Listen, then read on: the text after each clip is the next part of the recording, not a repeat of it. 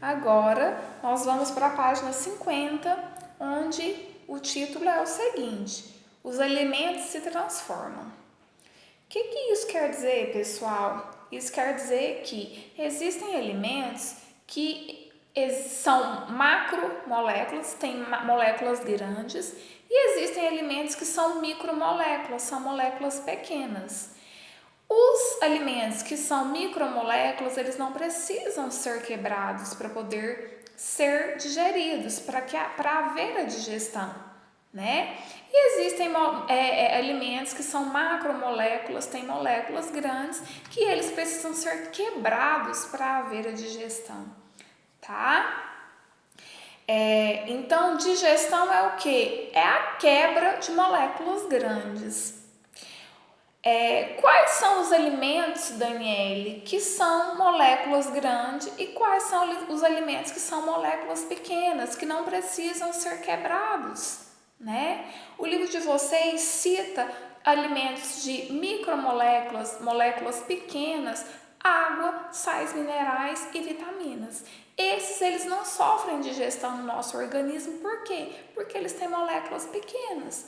Porém, existem alguns alimentos que precisam de quebra de moléculas, porque as moléculas são grandes, e alguns deles são carboidratos, proteínas, lipídios, que não é novidade para vocês, que nós já vem estudando sobre. Esses alimentos, eles precisam sofrer a quebra de molécula, que é a chamada de digestão, tá?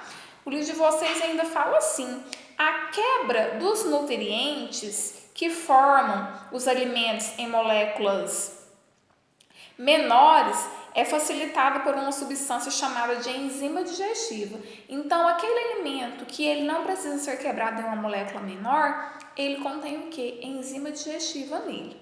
O livro de vocês ainda fala mais. As enzimas digestivas são responsáveis pela digestão química, que consiste na transformação de moléculas grandes em moléculas menores.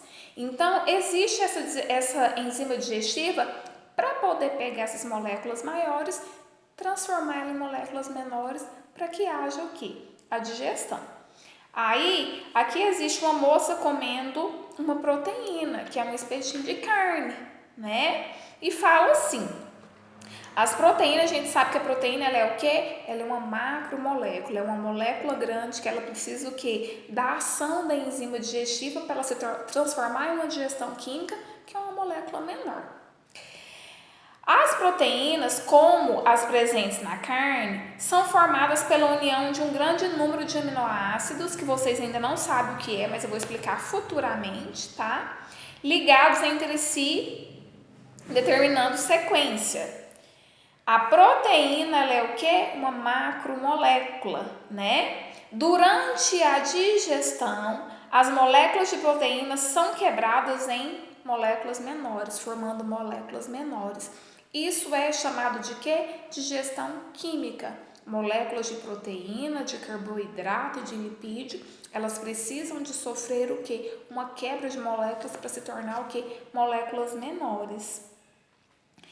E aí, por último, ainda fala no livro de vocês assim: as moléculas pequenas são absorvidas, então quebra as moléculas grandes em moléculas pequenas, para essas moléculas pequenas serem absorvidas pelas membranas das células, tá? Do sistema digestório, que agora a gente vai começar falando quais são os órgãos que fazem parte do sistema digestório, e assim transportando o que? Nutrientes, sangue para o restante do corpo, tá?